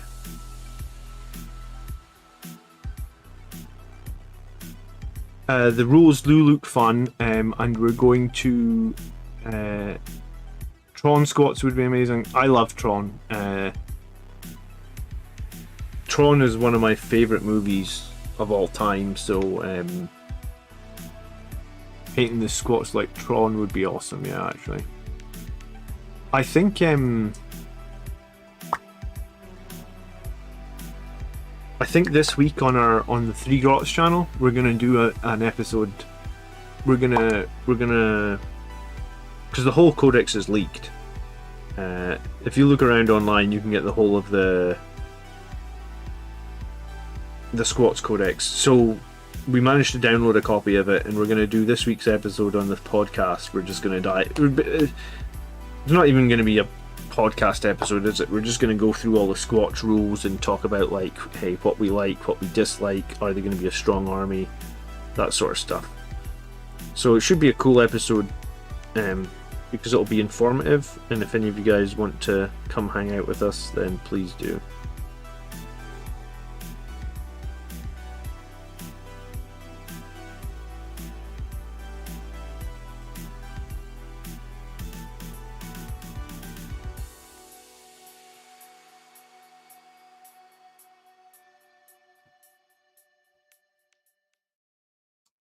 I see you mentioned another video about Chris Chance placing 30 at a Super Major, which is admirable, but I got 30 at a Super Major with Blood Angels in June, but Sam is doing the best. I didn't realise you got so high, John. I mean, if you're placing really high and you want to come on the channel sometime for an interview or something like that, we can probably make it happen. I mean, typically how these interviews happen is, like, community members will say, like, hey, you know, this person placed really highly, is there any chance you would do a video or would you interview them? And that, you know, it's usually like community members wanting me to get these people on because they think they'll provide value, and they usually do. So I mean, if there's something you wanted to come on and talk about, John, sometime when you've got like a winning Blood Angels list, or you've got a really impressive tournament performance, we can probably make it happen. Just like, I need a bit of notice, I guess, because kids, man. Gotta agree time with my wife and stuff like that, you know?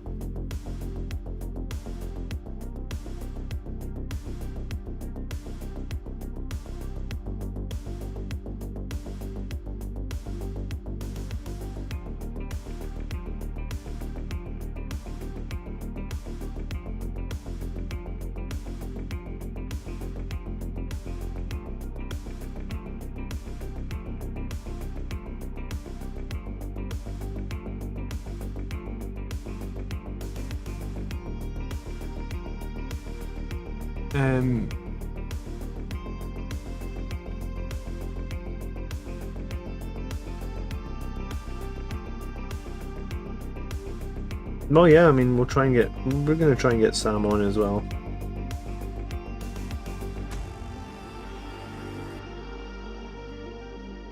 I did speak to Stephen Box at one point last year as well, so I think there's a chance that at some point, I think Stephen is like legitly super busy like all the time, but I think at some point we might be able to get him on the channel too.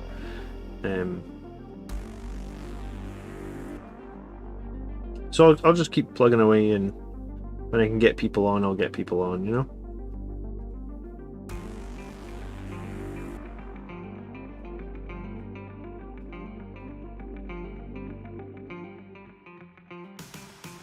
But yeah, no, I definitely have an interview with Chris this week, and I think I definitely, like 90% sure I'm going to be able to speak to Sam next week as well.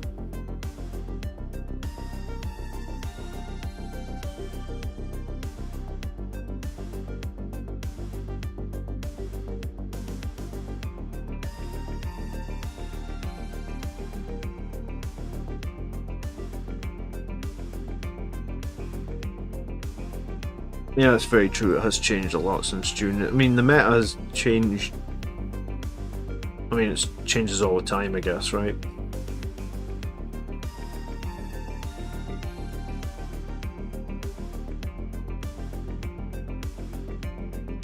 But yeah, in the future, if you like, you've got a really good tournament placing, and you can send me like a picture of the army and the BCP screenshot, or a link to it on BCP, you know. We can see if there's a way to do an interview or something. If the armies, and you know, if there's changes in the meta and we think that we can provide some value from some questions or something, let's make it happen.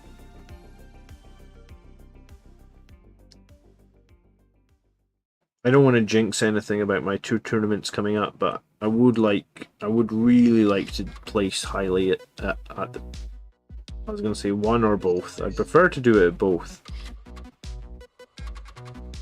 I got a medal, or I got the little like trophy from the last one, so it would be nice to get another trophy twice in a row.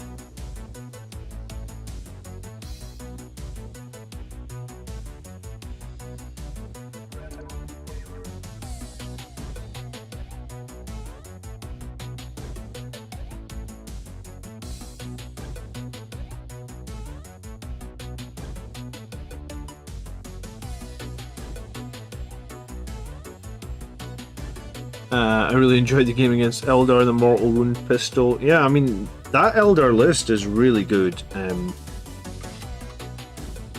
I don't know if it's indicative of the army as a whole, but like, it just seems like Eldar have a lot of answers to things that Blood Angels can do, and yeah, I don't really know Miles. I mean, I don't really know him. I've only met him like 3 times or something, but he seems like a really good player, and there's apparently a team tournament in the city that I live in, which is about 10 miles drive from Miles. So I was saying to him, like, you know, he actually brought it up to me. He was like, you realize there's a team tournament? And I was like, I did see that, but like, I don't think I've got a team. And he was like, well, we should start a team and look for a 3rd person. So I think there's a good chance that me and Miles will make a team for a tournament. So you know, I'll play the Angels, he'll play the Eldar, and we'll find a 3rd, and I think we'd have a good chance. Like, I think that,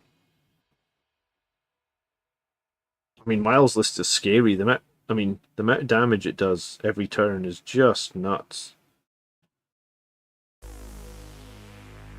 Those Dire Avengers are borderline broken, if you ask me. Like, they can do so much with those auto wounds on hits, and then you can get all the psychic buffs, and then auto wounds on 6s for auto wounds on 6 for hits, auto wounds on for wounds as well, and then combo that with like 6s being -3 AP or -4 AP, I think it is. So difficult to deal with. Blood Angels is top 10 as Case Space Marine, produced a lot of heavily badly matchups for Blood Angels. Yeah, I mean, I don't think Blood Angels are A tier. I mean, maybe they're A tier, but they're definitely not S tier right now. I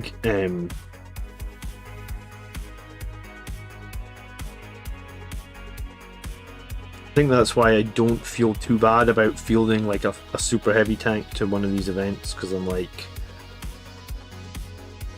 I don't know how to make a stronger list.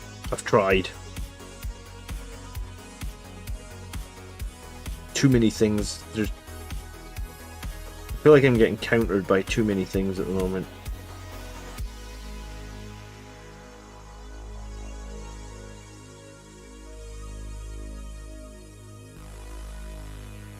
What would your general tactics be against orcs? My mate plays them and I struggle sometimes against Ramshackle and his aerial units. I mean, Ramshackle and orcs is nasty, right? Like, because you need to hit them with strength 8, and like if you're just running guard, or I keep calling them guard, I mean Sangre Guard. If you're just running Sangre Guard, Ramshackle can be a big problem. When orcs were like more prevalent in the meta, I was running chains.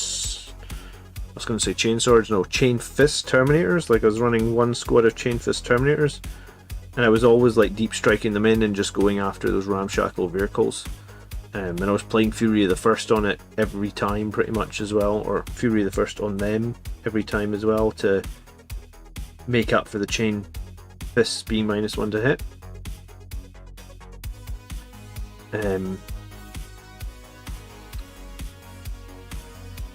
Typically against Orc, I like to hold my ground for a couple of turns and shoot at them. Because, like, unless it's Speed Wag, I guess, but if it's not Speed Wag, they're going to call a Wag probably in turn 2. So you want to try and... You don't want to be pushing forward too hard until after the Wag, because during the Wag, they're just, you know...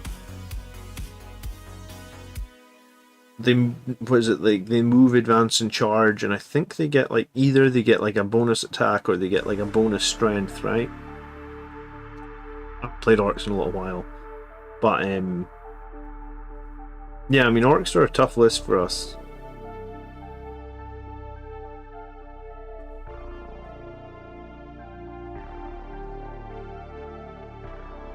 I do think they're beatable, but like you definitely want to make them come to you a little bit and then countercharge them, I think.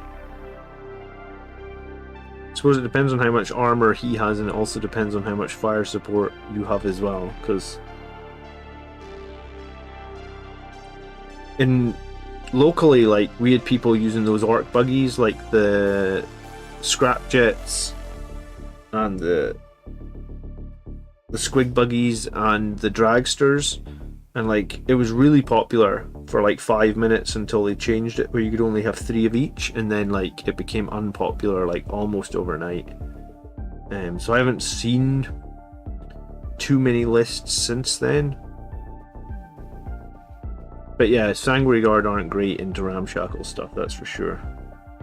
I mean, Infernal Pistols would be good, right? Because that ramshackle stuff doesn't have a particularly good save, any of it, right? Like, I think it's just a 4-up save they have, right? So Infernal Pistols are going to give them no save, I think.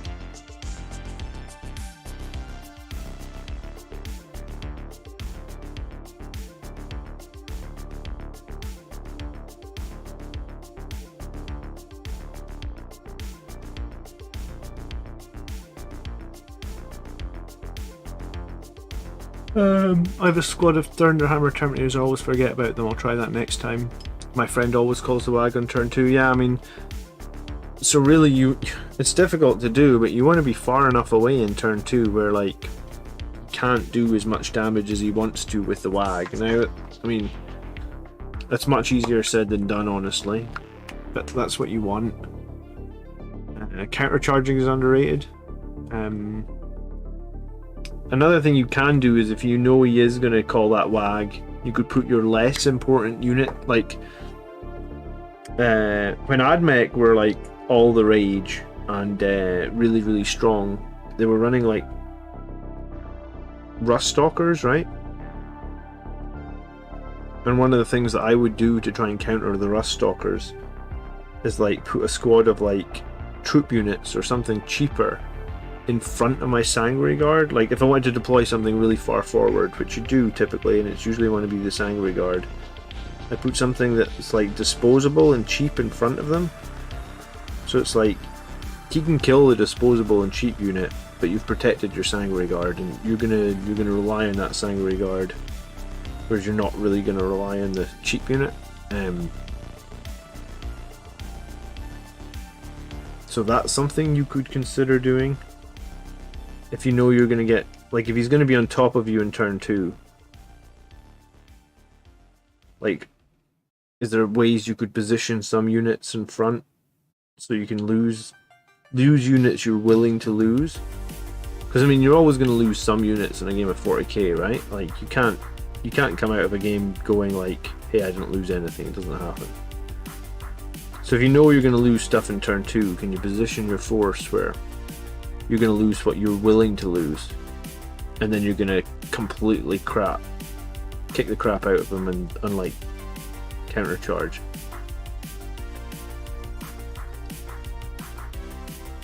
My buddy plays Orc vehicles, and I always seem to get ahead in the early game, but I struggle at keeping down in later turns. I feel like I don't have enough anti-vehicle output. Chainfist Terminators, or reserve. Like, what about reserving like a Ironclad Dreadnought or something? Something that's like specifically designed to kill Orc vehicles, or just to do lots of damage. I mean, a lot of people went more towards Sanguinary Guard, but like, there's nothing that's saying like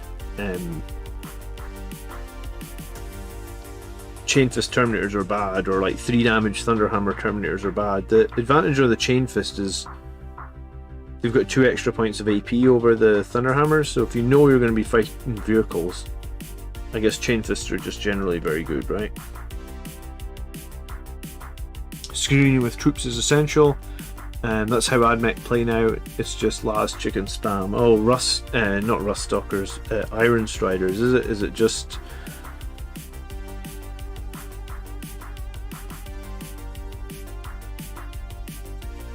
Oh well, that's fun. I haven't played AdMech since a while actually. I played them at a GT on like the 4th game, so both me and the AdMech player had 3 wins, 0 losses, and it was a bloody tough game.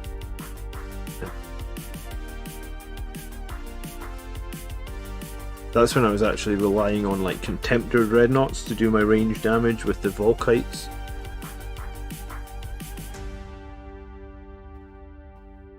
The swinginess on the Volkites was always horrible though, right?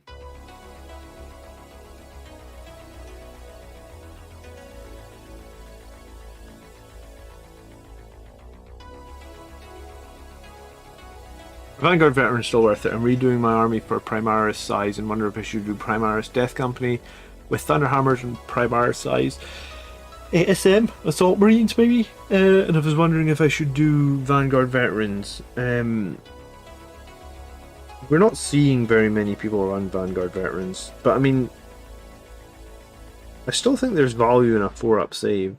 Like a Storm Shield 4-up invulnerable save. I still think there's value in that.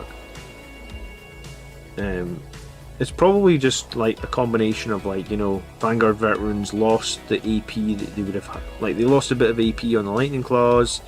They also lost the Storm Shields got put up in points. I mean, it was just like a bunch of negative things just happened at the same time. I ran them for a little while after that, but it was actually after a tournament that I ran them into, and I played against another Armour of Contempt army and felt like -2 into another Armour of Contempt army, just it doesn't feel good anymore, and it's also kind of unreliable. So I guess that's when I sort of stopped running the Vanguard Veterans. Like I said, I don't think they were terrible. Just don't think they were what they once were, and I guess you're comparing them to what they used to do, and then you're going, well, I mean, at this point, Sanguinary Guard have gone down in points, and maybe I should just be running all Sanguinary Guard, or that third squad of Sanguinary Guard, and that's what I did. That's why I'm painting Sanguinary Guard right now, I suppose. Because I did paint up like a shitload of Vanguard veterans last year with Lightning Claws, and I think I painted 5 with Lightning Claws, 3 with Thunderhammers, 3 with Chain Fists, or 3 with Power Fists, sorry, and 3 with Chain Swords, and then I magnetized some of them as well. So like I did my time on the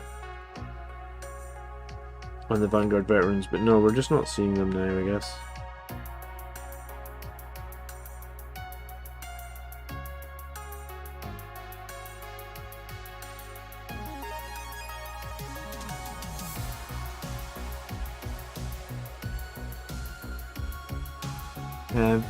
I've got 21 Sanguinary Guard, wouldn't run more than 2 squads, looking for other options. I mean, you can definitely run 3 squads. A lot of top Blood Angels players are running 3 squads of SG. Like, it's definitely viable. I mean, if you only want to run 2 yourself, by all means. I still think 2's decent. I think you can make 2 work. I actually ran 1 for a while. I was running Blade Guard Veterans, Sanguinary Guard, Terminators, and Death Company. So I mean, as long as you get some sort of good, I was going to say good variance of like jump units, I think you can make it work. But yeah, if you don't want to run 3 squads of Sanguinary Guard, then don't, I guess.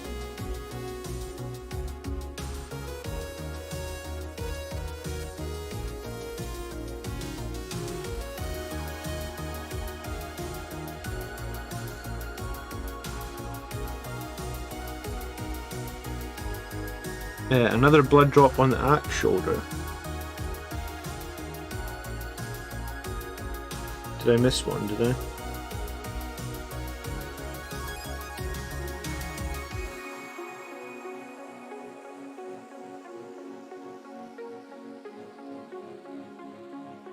Oh yeah, there is one there. Oh well, we'll do it. Sometimes I like to just mix them up and have some of them like pink and some of them red.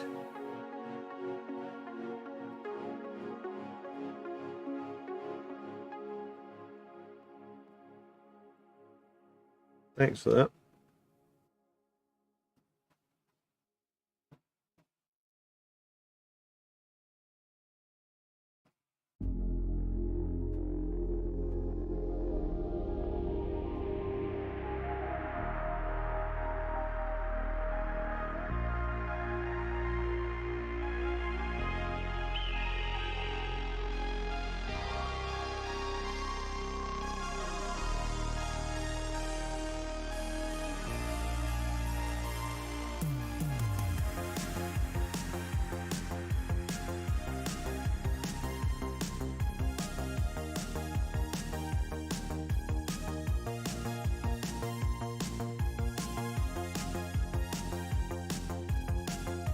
No one can say Sanguinary Guard are not fluffy. Yeah, and I mean, I believe there's 25 Sanguinary Guard in the lower, so as long as you run less than 25, no one can say you're not breaking the lower or anything like that as well, right?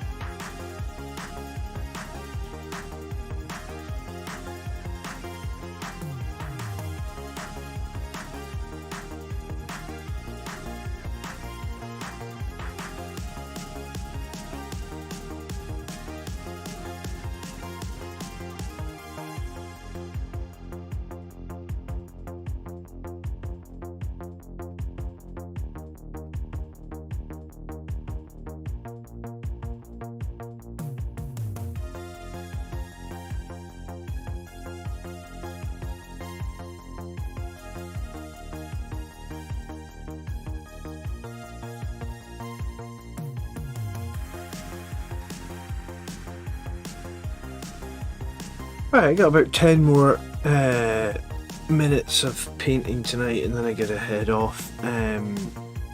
Thanks, Tom, man. If you ever need a link to get royalty-free music, DM me on Discord or something, I can hit you up, because I have a ton. I found a few really good sites for royalty-free music.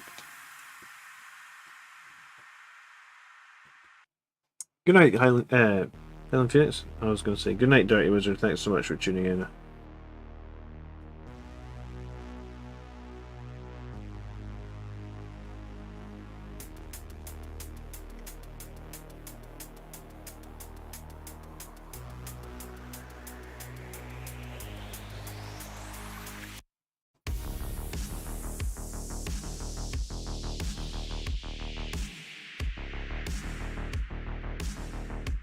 So tell me, has anybody watched the new Lord of the Rings thing that just came out on Amazon Prime yesterday? I think it came out.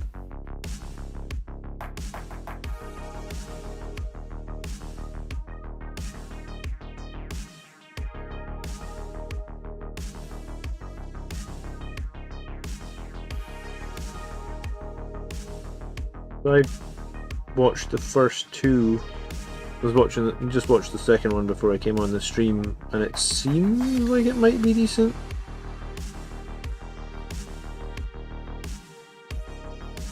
The jury's still out for Tall Man. Quick question: is everyone running for Assault Squad loadouts? It seems to be that most people are doing like something like a Lightning Claw on the Sergeant, and then like a couple of plasma pistols. People are trying to keep the cost of the assault squads down, I guess, right? Like, so it's just 18 points per model.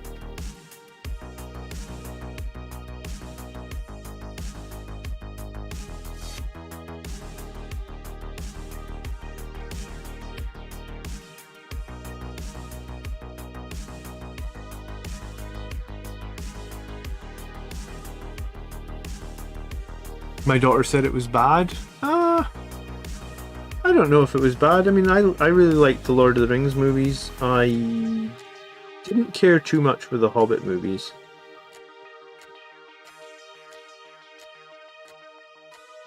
But, I mean, first impressions are... seems like it could be decent. I mean, Amazon spent a boatload of cash on it, from my understanding.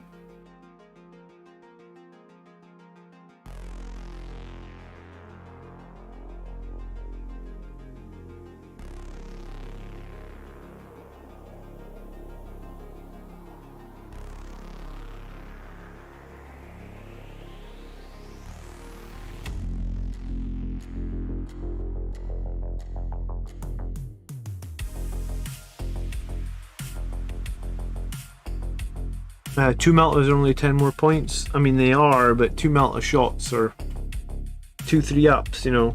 I guess it's fine. Is it reliable? I guess you could argue all day long about it. Maybe, maybe not.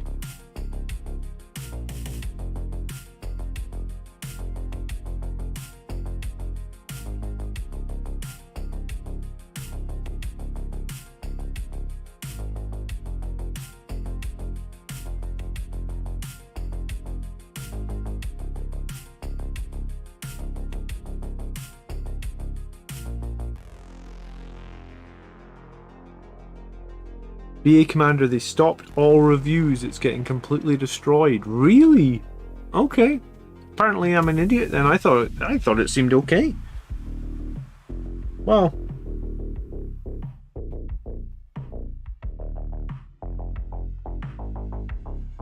Strange. Thanks for pointing that out, John. Oh, I have no idea why. Which is funny because, like, sometimes I do hate stuff on TV. But no, I thought Lord of the Rings thing seemed like it was going to be okay. Weird.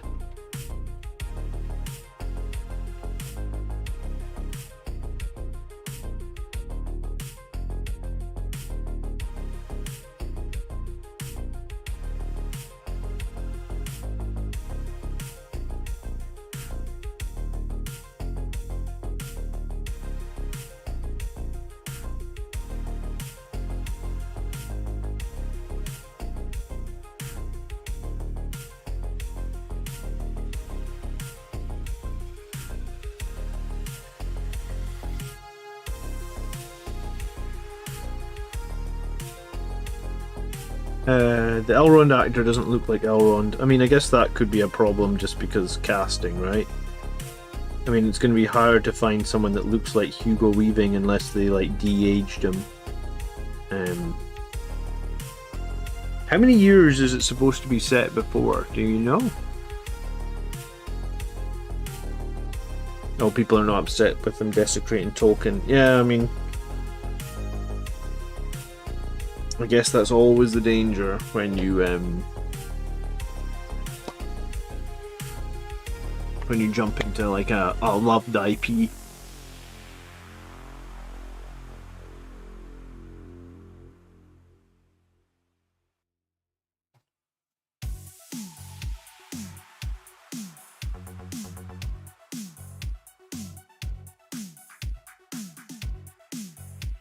Sorry, I'm not that huge in Middle-earth. Like, I've read The Lord of the Rings, but I read it when I was, like, 12 or something, right? So that's, like, 28 years ago. So, Middle Age is how many years before Lord of the Rings, sorry?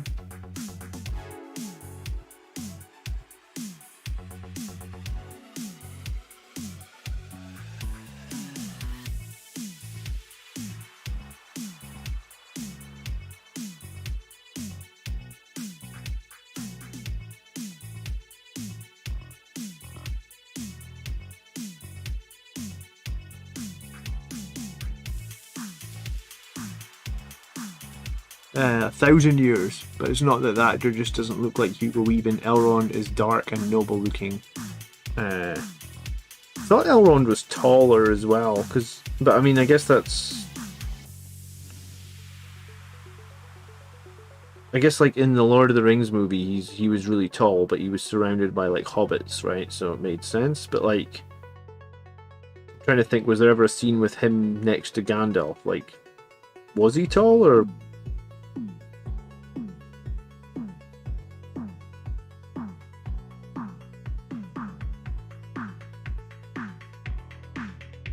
Hugo Weaving wouldn't touch it, and you can tell that Amazon didn't offer him a fat check.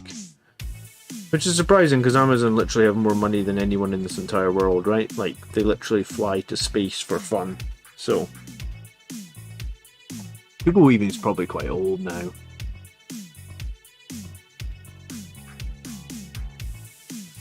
I mean, he was probably quite old in The Matrix, and that was like 1999, right?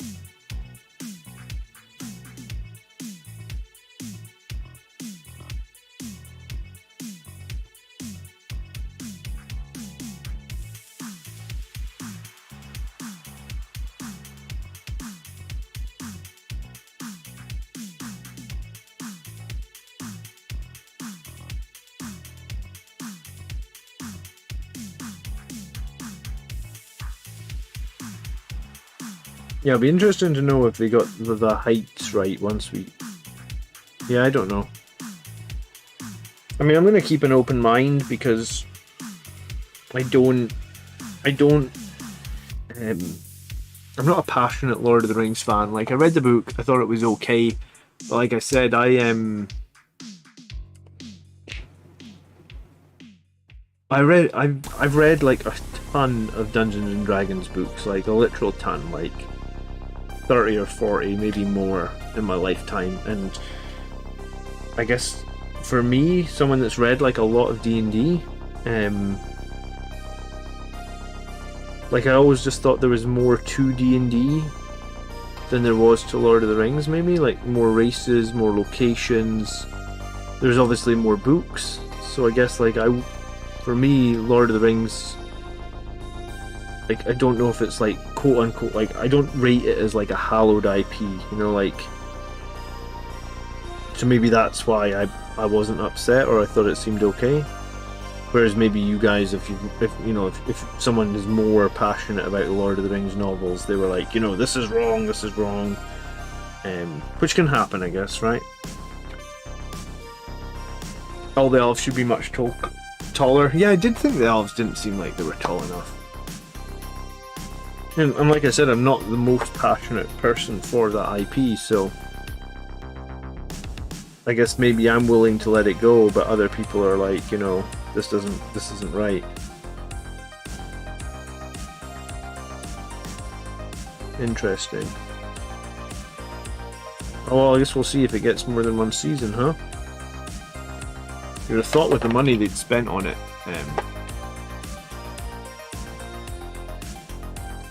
I'm committing heresy. Sorry. I've only read... I know exactly where my copy of Lord of the Rings is, and I can show it to you, and you can see that it's been well read. Does that give me some brownie points?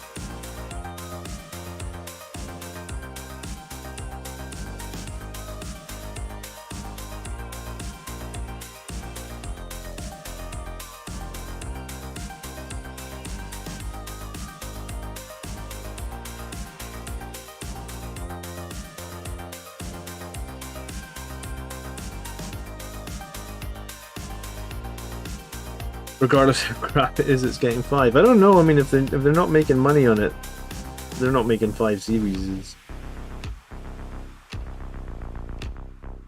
Or have they already signed it for 5 seasons? Like,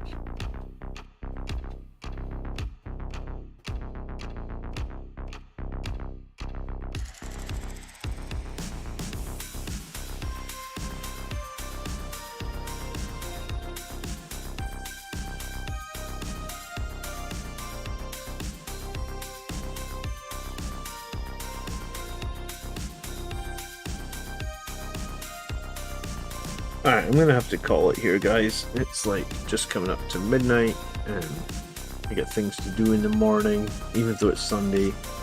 No rest for the wicked.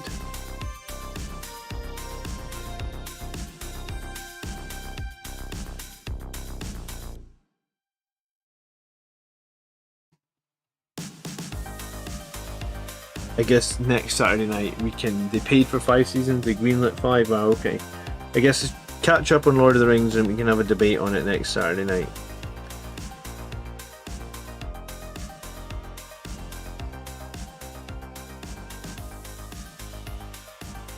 Is it like a one episode a week sort of thing? Have they said how they're releasing it?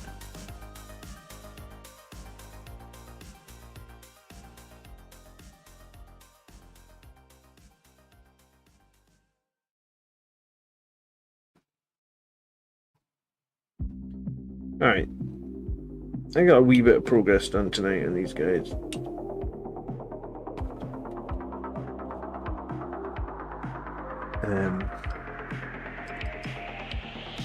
Edward. You've been lurking all night, Edward, and now you just say hello. Thanks for watching, dude. You should start your All Blood Angels Primaris chapter. You should do it. What's the reason not to? There is none.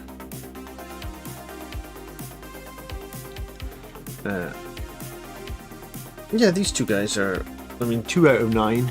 Got a little bit of progress done. Thank you so much for watching tonight, guys. I'm back tomorrow night for Army Lists. Probably about 9:30, 9:45 UK time.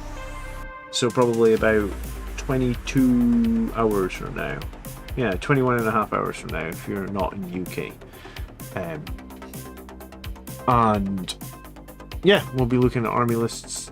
Do you know what? Mike asked me like 2 hours ago in the stream whose lists were up for tomorrow. I forgot. It happens. I guess you'll have to tune in tomorrow to see. And I think I'm playing Sisters with the Strayus on Wednesday night. I think that's the plan. So I take the Strayus out against the Sisters and see how we get on with that. So enjoy your evening. Thank you so much for watching. Thank you to the 3 new members, was it? That was super awesome. And also the super chat. Much appreciated. Please hit like as you leave. And consider subscribing, I guess, if you've never subscribed before. It is much appreciated.